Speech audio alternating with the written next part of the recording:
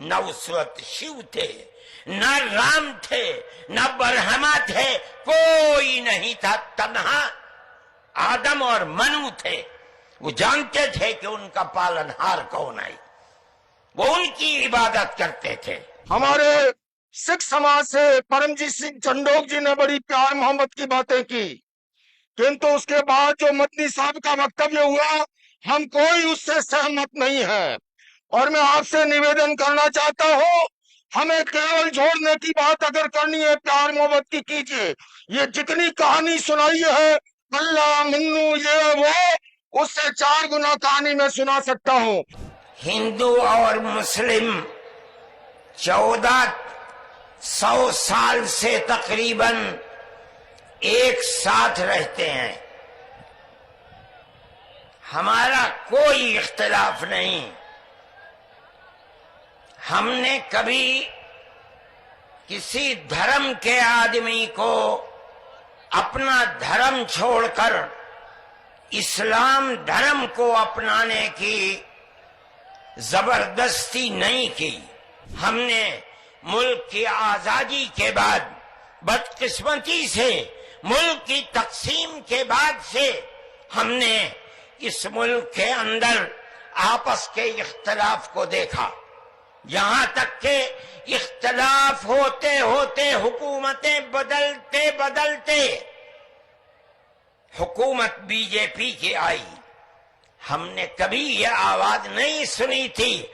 हमने ये भी सुना कि इन 20 करोड़ मुसलमानों को घर वापस करो। ये आवाज इससे पहले कभी नहीं आई थी। फिरका परस्त ज़हनियत इतनी आजाद हो गई कि वो ये समझती है कि हम 20 करोड़ मुसलमानों को फिर दोबारा वापस करके अपने घर की तरफ ले जाएंगे। यानी इसका मतलब है कि हम उनको हिंदू बनाएंगे, इसलिए कि हिंदू उनका घर है, उनके बाप दादा हिंदू थे। मगर मैं आपको, यहाँ के धर्मगुरु बैठे हुए हैं और मैं मुसलमानों को नहीं, मैं पूरे मुल्क के अंदर मीडिया के जरिए से ये बात पहुंचाना चाहता हूं कि ऐसा कहने वाले लोग न अपने मुल्क की तारीख को जानते हैं, वो जाहिल हैं, न वो अपने मजहब की तारीख को जानते हैं। लेकिन मुझे बड़ी हैरत है कि बहुत पढ़ा लिखा आदमी, समझदार आदमी और आरएसएस जैसी पार्टी का सदर और संचालक वो ये कहता है कि मुसलमान अगर चाहें तो अपने धर्म पर रहें और चाहें तो अपने पूर्वजों की तरफ लौट जाएं। क्या मतलब? हिंदू बन जाएं, इसलिए कि उनके पूर्वज हिंदू।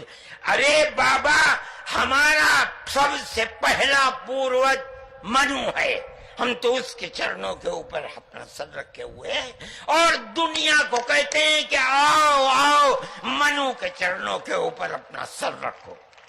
हमारी ये तारीख है, हमारा ये धर्म है। तुम्हारे आबा वजदाद हिंदू नहीं थे। तुम्हारा सबसे पहला दादा, परदादा, लकड़ दादा, सकड़ दादा वो मनु था। मनु एक अल्लाह की, एक ओम की इबादत करने वाला था। इसका मतलब है कि वो एक ओम, एक अल्लाह की इबादत करते थे। ये इस धरती की तारीख है। न उस वक्त शिव थे, न राम थे, न ब्रह्मा थे, कोई नहीं था। तन्हा आदम और मनु थे। वो जानते थे कि उनका पालनहार कौन है, वो उनकी इबादत करते थे। हमारे बिरादरान वतन ने 33 करोड़ अपने जिनकी पूजा होती है उन्हें बना रखा है देवी देवता। हमने 360 देवी देवता बना रखे थे। रोज आना, सुबह को उठकर हम उनकी इबादत किया करते। हम रास्ते से भटके हुए थे, मनु के रास्ते से भटके हुए थे। अल्लाह ने एक यतीम को पैदा किया जिसका बाप जा चुका था, उसको गोद में लिया उसके दादा ने 8 साल के थे, दादा भी चला गया। दादा ने हाथ पकड़ करके अपने बड़े बेटे के हाथ में दिया, बकरियों को चराता था। लेकिन अरब के लोग पड़ोसियों के ऊपर जुल्म करते थे, उसका व्यवहार बहुत अच्छा था। रिश्तेदारों को माल को लूटते थे, रिश्तेदारियों को तोड़ते थे, वो जोड़ता था, गरीबों की मदद करता था, उनके बोझ को अपने सर पर लेता था, सच बोलता था, झूठ नहीं बोलता था, किसी की अमानत के ऊपर दस्तदराजी नहीं करता था। जब वो 40 साल का हुआ तो उसने वही चिराग जो भारत की धरती पर चला था उसको अरब में चलाया। मैं मदनी साहब, आप मेरे पिता तुल्य हैं, मैं आपको दावत देता हूँ शास्त्रार्थ के लिए। आप दिल्ली आइए, आप मुझे सहारनपुर बुला लेंगे, मैं सहारनपुर आऊंगा और आपको निवेदन करता हूँ, जैन धर्म के 24वें तीर्थंकर भगवान महावीर हुए और उससे पहले भगवान 523वें थे। वरिष्ठ नेमी जो है योगीराज कृष्ण के चचेरे भाई थे, किंतु याद रखिए उससे पहले तीर्थंकर भगवान ऋषभ थे, जिनके पुत्र भरत और बाहुबली के आधार पर इस भारत का इसका नाम पड़ा है। आप ऐसे नहीं मिटा सकते। आपने जो बात कही है मैं सहमत नहीं हूँ और मेरे सारे सर्वधर्म के संत वो इससे सहमत नहीं है। हम केवल सहमत हैं, आपस में मिलजुल कर रहे, प्यार से रहे, मोहब्बत से रहे। और इसके सिवा ये जो कहानी ओम मन्नू अल्लाह उसकी औलाद, ये फालतू की बातें हैं, सारा पलीता लगा दिया एकता के सद्भावना के सम्मेलन को। हमारे परमात्म निकेतन के स्वामी चिदानंद जी ने प्यार मोहब्बत की बातें की, मैं जैन आचार्य लोकेश मुनि प्यार मोहब्बत की बातें की, हमारे गोस्वामी तुलसी जी महाराज ने प्यार मोहब्बत की बातें की, परमजीत सिंह चंडोक जी ने प्यार मोहब्बत की। अच्छा माहौल चल रहा था और उसके साथ जो सहारनपुर से आए हुए मदनी साहब का जो वक्तव्य आया वो बिल्कुल उस वक्तव्य से कोई जोड़ने वाली बात नहीं है और उन्होंने अपनी एक कहानी, हम तो ये कहते हैं हमको पैदा करने वाला हमारा माँ बाप है, हमारे माँ बाप ने हमको पैदा किया है, हमको भगवान महावीर या अल्लाह ने पैदा नहीं किया है, हम उनको उससे ऊपर मानते हैं।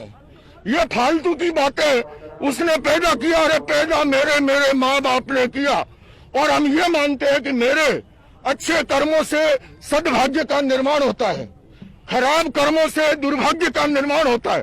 हम इस फिलोसॉफी को मानते हैं। हमने सारी मुल्क को जोड़ने की बातें की, इन्होंने इस तरह से उस आदम को अल्लाह को ला करके और मन्नू को लाके जिस तरह से प्रतिपादन किया, पूरी की पूरी ये हम जो भारतीय सर्वधर्म संसद के लोग और हमने सर्वसम्मति से, मैं अकेला नहीं, हम इसका विरोध करते हैं, मुखाबलत करते हैं। मैं जैन दर्शन को मानता हूँ, मैं ये मानता हूँ कि मुझे पैदा मेरे माँ बाप ने किया है।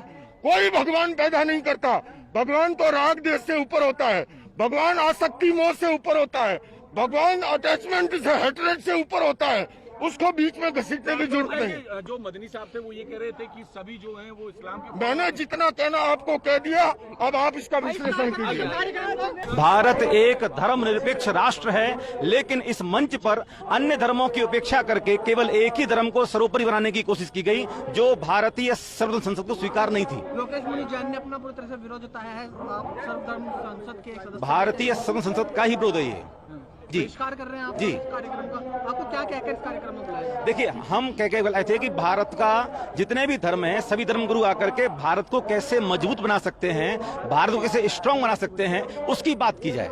गरीबी, बेरोजगारी, अशिक्षा, इसकी लड़ाई लड़नी थी, लेकिन हम यहाँ पर धर्म की लड़ाई लड़ रहे हैं। भाई कौन पुराना है, कौन बड़ा, से क्या फर्क पड़ता है? आज की बात करो ना। मनु और आदम को एक बताया गया और कहा गया कि सब लोग, देखिए, हर एक धर्म का इतिहास अलग अलग है, हर एक धर्म का ग्रंथ अलग अलग है, हमें उस पत्र में नहीं पढ़ना, हमें आज के भारत की बात करनी है। और ये जो कार्यक्रम था, ये आज के भारत को सशक्त, स्वस्थ, समृद्ध कैसे हम आत्मनिर्भर बना सकते हैं, इसके लिए था। ओम और अल्लाह को भी एक बताया गया। अगर ओम और अल्लाह को एक बताया कि ओमकार की जाप करो, फिर अल्लाह को क्यों बोल रहे हो?